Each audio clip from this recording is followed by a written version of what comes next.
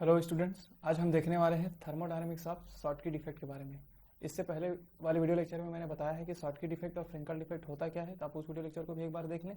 Then आप देखते हैं थर्मोडायनेमिक्स ऑफ शॉटकी डिफेक्ट। ये इंपॉर्टेंट हो जाता है, ये क्वेश्चन आपके सेमेस्टर एग्जाम में आते हैं। तो थर्मोडायनेमिक्स ऑफ शॉटकी डिफेक्ट हम देखेंगे।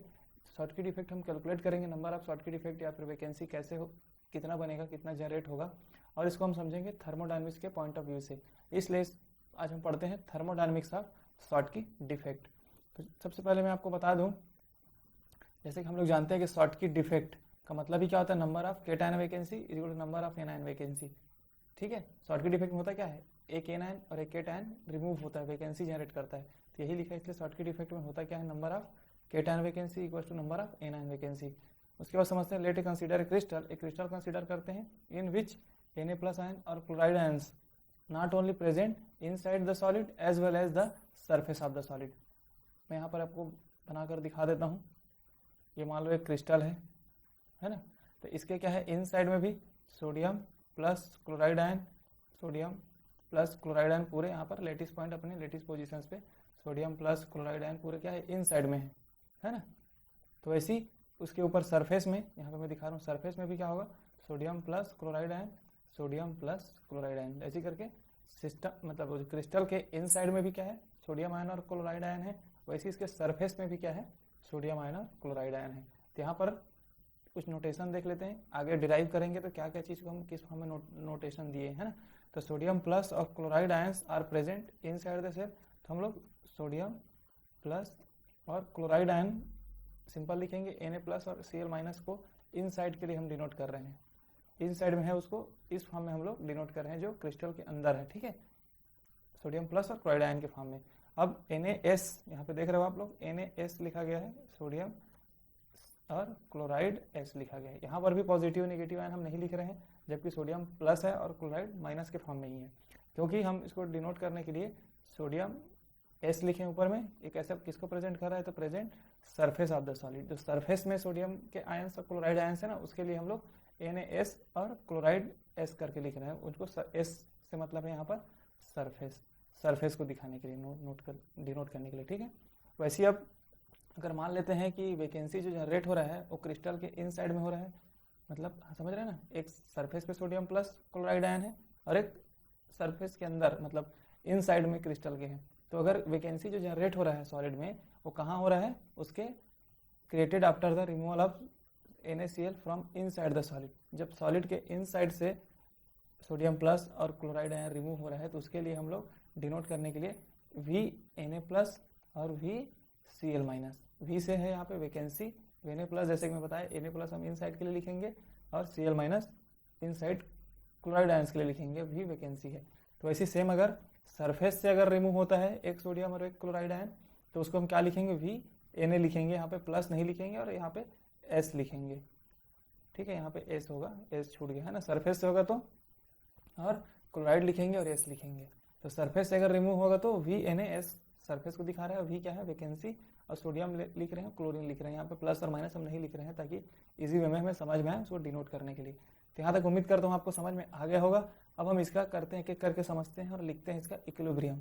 ठीक है, तो सबसे पहले लिखते हैं शॉटकी इक्विलिब्रियम।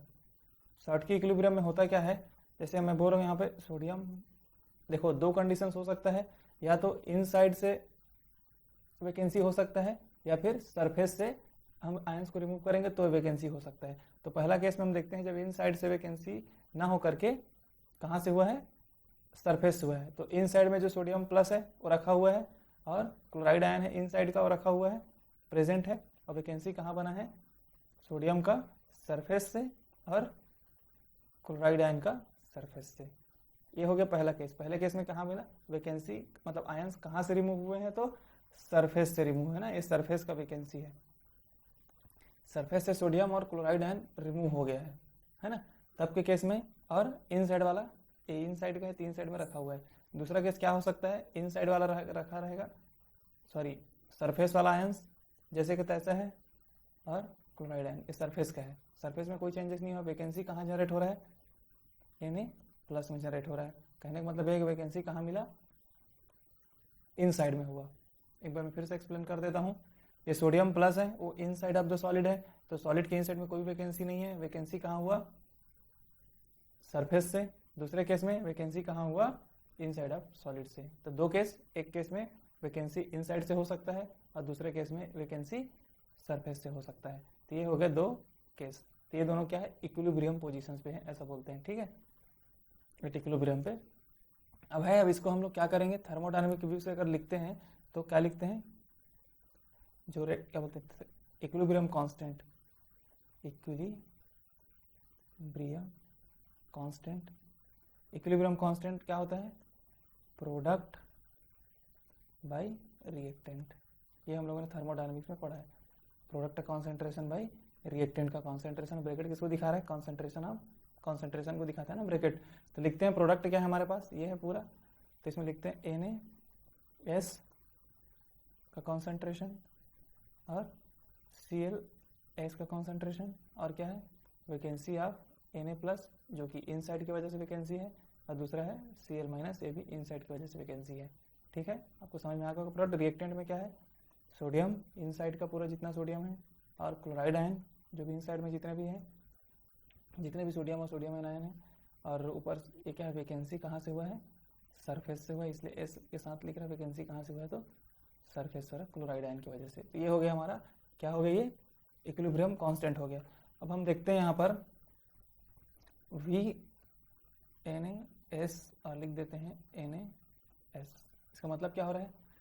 अगर हम यहाँ से, है ना, मान लो सरफेस से ऐसे बना देते हैं, सरफेस से दो सोडियम S रिमूव करेंगे। कहाँ से कर रहे हैं हम लोग? सरफेस से। सरफेस से अगर दो सोडियम रिमूव करेंगे तो दो वैकेंसी जनरेट होगा कहाँ? सरफेस पे। समझ रहे हैं? अगर हम सरफेस से दो सोडियम रिमूव कर दे रहे हैं तो वैकेंसी कितना होगा ना, दो वैकेंसी कहाँ पे जनरेट हो रहा है? सरफेस पे। तो इसीलिए NaS इक्वल टू VNaS, ठीक है। क्या लिखेंगे? If the remove, as example कि if the remove two sodium ions from the कहाँ से? सरफेस से। Remove the two sodium ion from the surface, two vacancy created at the surface, ठीक है। जब सरफेस से हम लोग दो सोडियम आयंस को रिमूव कर दिए तो कितना जनरेट होगा? दो वैकेंसी जनरेट होगा सरफेस पे। मतलब कहने का मतलब यह है कि दोनों क्या इक्वल हैं। VNaS आपको दिख रहा है, VNaS, और ये दोनों एक दूसरे क्या है? इक्वल है। तो इसको यहाँ पे लिख देंगे इक्वल है। तो वैसे क्या होगा? VClS इक्वल होगा इसके ClS के, इक्वल होगा ना। तो यहाँ पर आप लिख देते हैं इस पोजीशन पे, क्या लिख सकते हैं? V, देख रहे हो NaS की जगह हम क्या लिख रहे हैं? VNaS का कॉन्सेंट्रेशन, और Cl की जगह लिख रहे हैं हम लोग VCl एक कॉन्सेंट्रेशन, और इसको बाकी जैसे का तैसा लिख रहे हैं, ठीक है। वैकेंसी है, Cl- है, नीचे में क्या है? सोडियम प्लस है, क्लोराइड आयन है, और ये क्या है? VNaS और VClS। तो ये देखिए दोनों कट जा रही है, तो दोनों सेम है। अब हम लिखते हैं, बचा क्या हमारे पास? सोडियम प्लस का कॉन्सेंट्रेशन और क्लोराइड आयन का कॉन्सेंट्रेशन। नीचे में क्या बचा है? सॉरी, ये सब वैकेंसी के फॉर्म में ना, ये V है, वैकेंसी है, और ये नीचे में बचा है सोडियम प्लस कॉन्सेंट्रेशन और क्लोराइड आयन का कॉन्सेंट्रेशन। अब हम चलते हैं नीचे, ऊपर में बचा है वैकेंसी। अब यहाँ पे कुछ हम एज्यूम करते हैं, लिखते हैं यहाँ पर। अगर मान लेंगे, यहाँ पे लिखते हैं ना, N हमारा क्या था? Capital N। ये हमारा होगा total number of lattice site. जो total number of lattice site कहने का मतलब है कि जितने सोडियम आयंस और क्लोरीन आयंस थे, total number of lattice sites हो गए ना, कितने लैटिस पोजीशन है, उस पर कितने आयंस है। तो N क्या होगा? Total number of lattice site होगा दोनों केस के लिए, सोडियम प्लस के लिए और क्लोराइड आयंस के लिए, ठीक है। तो और क्या हो जाएगा? स्मॉल n नंबर ऑफ, अगर नंबर ऑफ वैकेंसी ले ले स्मॉल n को, number of vacancy for any kind of ions, any kind of ions. कहने का मतलब ये है कि सोडियम प्लस के लिए भी और क्लोराइड आयन के लिए। एन क्या, एन देखो, एन कैपिटल एन मैंने बता दिया total number of lattice position, कितने नंबर ऑफ केट आयंस और एन आयंस उसमें, पूरे टोटल नंबर ऑफ। एन क्या उसमें वैकेंसी, कितने वैकेंसी बना, एन एक एन सोडियम आयंस के लिए भी लिखेंगे, क्लोराइड आयंस के भी लिखेंगे, मतलब दोनों के लिए एन का वैल्यू यूज़ कर रहे हैं। तो हम एक पॉइंट देखते हैं, अगर हम देखो यहाँ पर जैसे लिखा है वी एन ए प्लस, मतलब vacancy of sodium plus ions, इसमें लिखा है ना vacancy of sodium plus ions, तो उसको एन लिख रहे हैं। वैसे वैकेंसी ऑफ क्लोराइड आयंस को भी एन लिखेंगे, क्योंकि दोनों के लिए सेपरेट सेपरेट एन एन का यूज़ करेंगे, क्योंकि एक सोडियम आयंस है एक क्लोराइड आयंस है। और नीचे में क्या है इसको हम समझते हैं। अब हम लिख दें एन माइनस एन, इसका मतलब क्या होगा, total number of site, total number of sites remaining, still remaining लिख सकते हैं, या फिर रिमेनिंग। देखो N total number of sites था, उसमें से एन वैकेंसी हो गया, तो एन माइनस एन क्या हो जाएगा, कितने साइट्स अभी भी बचे हुए हैं, कितने साइट्स, टोटल नंबर ऑफ जो साइट्स है उसमें वैकेंसी होने के बाद और कितने साइट्स अभी भी बचे हुए हैं सोडियम आयन और क्लोराइड आयंस के। आगे समझ में, जैसे मान लेते हैं हमारा एन जो था capital N 1000 sodium ions and chloride ions रहा होगा, तो उसमें से वैकेंसी मिला एक सोडियम आयन की वजह से, एक क्या बोलते हैं, 2 मिल गया मान के चलिए, है ना, 2 सोडियम आयंस रिमूव हो गए, 2 आपका क्लोराइड आयंस रिमूव हो गए, तो क्या हो जाएगा एन माइनस एन करेंगे तो 1000 माइनस 2 तो 998, ये हमारा क्या हो गया, अभी भी इतने नंबर ऑफ सोडियम आयंस बचे हैं। और वैसे एन माइनस एन करेंगे, 2 क्लोरीन माइनस भी अगर रिमूव कर दिए तो अभी भी यहाँ पर सोडियम आयंस भी इतने बचे हैं और क्लोरीन आयंस भी इतने बचे हैं, क्योंकि हम दोनों के लिए सेपरेट सेपरेट यहाँ पे दिखा दिए है ना। तो ये हो गया एन माइनस एन। तो ये जो आपको जो एन ए प्लस आया है कॉन्सेंट्रेशन और सी एल माइनस जो कॉन्सेंट्रेशन आया है, ये अभी भी कितने बचे हैं उसको दिखा रहे हैं, तो इसलिए इसको क्या लिखेंगे, n capital N minus small n into capital N minus small n. अब इसको हम सॉल्व करते हैं, तो एन स्क्वायर करेंगे और एन माइनस एन का होल स्क्वायर करेंगे। इधर क्या है के ना, इक्विलिब्रियम कांस्टेंट ऊपर से लिख रहे हैं हम लोग। अब देखो यहाँ पर जैसे दिख रहा है आपको, इस वाले केस में एन माइनस एन जब कर रहे हैं तो बहुत बड़ा वैल्यू आ रहा है, कितना आ रहा है 998, मतलब लगभग किसके इक्वल आ रहा है, 1000 के इक्वल ही आ रहा है ना, मतलब कैपिटल एन की इक्वल आ रहा है। तो हम डायरेक्टली एन माइनस एन को किसके इक्वल लिख सकते हैं हम लोग, कैपिटल एन के, क्योंकि वैकेंसी बहुत छोटा है और लेटेस्ट पोजीशंस बहुत ज़्यादा है। तो उसमें अगर वैकेंसी को हम नेगलेक्ट भी कर देते हैं, थोड़ा सा है, मान लो 1000, वैसे बहुत सारे लेटेस्ट पॉइंट्स होते हैं, बहुत सारे आयंस होते हैं, उसमें 1-2 वैकेंसी अगर आ रहा है तो हम उसको नेगलेक्ट कर सकते हैं, किसके इक्वल लिख सकते हैं, कैपिटल एन के इक्वल लिख सकते हैं। तो यहाँ पर एन स्क्वायर और एन माइनस एन को क्या लिख दिए, एन का होल स्क्वायर, मतलब एन स्क्वायर और कैपिटल एन स्क्वायर। तो यहाँ तक आपको समझ में आ गया होगा। अब हम देख लेते हैं आगे क्या आगे हमारे पास, स्मॉल एन स्क्वायर और कैपिटल एन स्क्वायर। तो हम लोग n square is equal to लिखेंगे तो एन कैपिटल एन स्क्वायर, तो एन इज इक्वल टू लिखेंगे तो के एन स्क्वायर, तो कैपिटल एन बाहर और बचेगा के। ये हमारे पास एक क्या आ गया, एक इक्वेशन आ गया है, इक्वेशन नंबर 1। अब हम देखते हैं दूसरा। अब हम एक इक्वेशन का यूज़ करेंगे, change in free energy, change in free energy. जैसे देखे होगे आप, delta G is equal to minus R T L N K, या फिर के इक्विलिब्रियम लिखा रहता है ना, के इक्विलिब्रियम, ये इक्वेशन होता है। ये हम कहाँ से लाए हैं, थर्मोडायनेमिक्स में, सब हम लोगों ने पढ़ा है ये। तो इसी इक्वेशन को हम किसके फॉर्म में लिखेंगे, एल एन, है ना, के इक्विलिब्रियम इज इक्वल टू क्या हो गया, minus delta ji by R T लिख सकते हैं। तो के इक्विलिब्रियम को हम क्या लिख सकते हैं, देखो ये भी आपका जो यहाँ पर जो के आया है ना, यहाँ पर का जो के, ये भी क्या है, इक्विलिब्रियम कांस्टेंट है, जैसे कि मैंने बताया था। तो के इक्विलिब्रियम इसको भी लिख सकते हैं, ठीक है, क्योंकि वो ये सब जो के आया है वो कहाँ से आया है, इक्विलिब्रियम कांस्टेंट से है ना।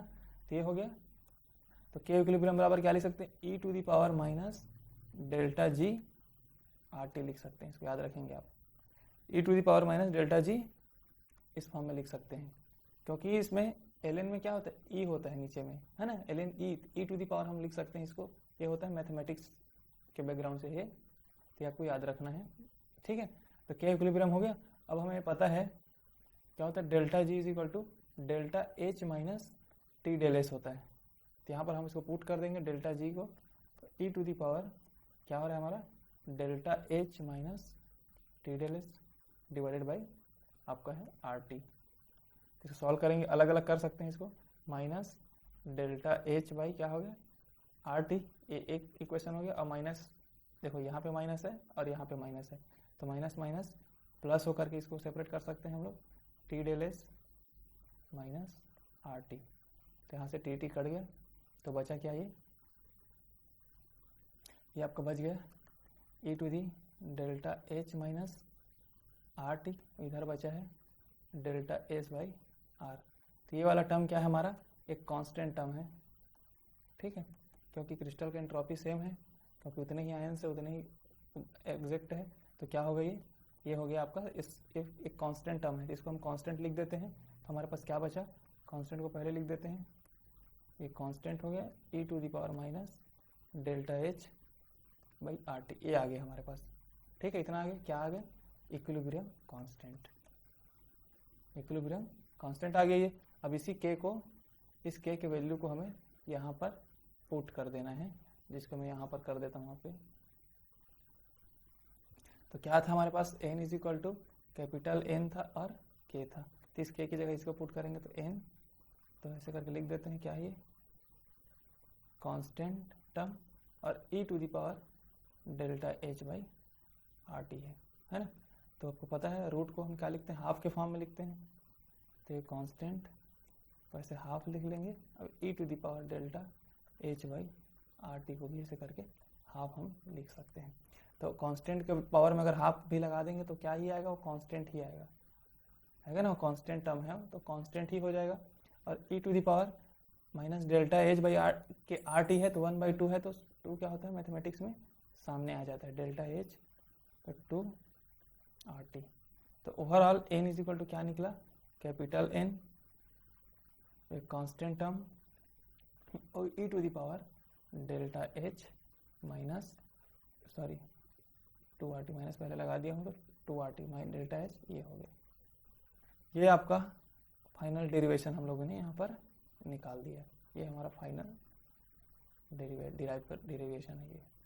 तो क्या निकला, कैपिटल N क्या है यहाँ पे, नंबर ऑफ वैकेंसी है ना, चाहे केटायन के लिए हो एनायन के लिए हो, मतलब एक केटायन के लिए भी निकलेगा सेम, एक एनायन के लिए भी निकलेगा, नंबर ऑफ वैकेंसी।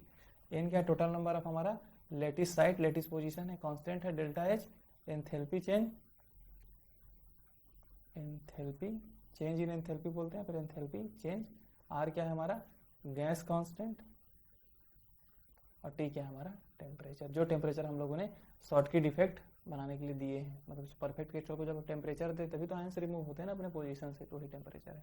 तो आपको यहाँ तक आपको इसको बनाना होगा थर्मोडायनेमिक्स ऑफ शॉर्टकी डिफेक्ट को। इसको थर्मोडायनेमिक्स शॉर्टकी डिफेक्ट क्यों बोले, क्योंकि इसमें हम लोग थर्मोडायनेमिक्स का रूल्स को यूज़ किए हैं, ठीक है। उम्मीद करता हूँ आपको समझ में आ गया होगा। नेक्स्ट वीडियो लेक्चर में हम थर्मोडायनेमिक्स ऑफ फ्रैंकल डिफेक्ट को देखते हैं। Thank you.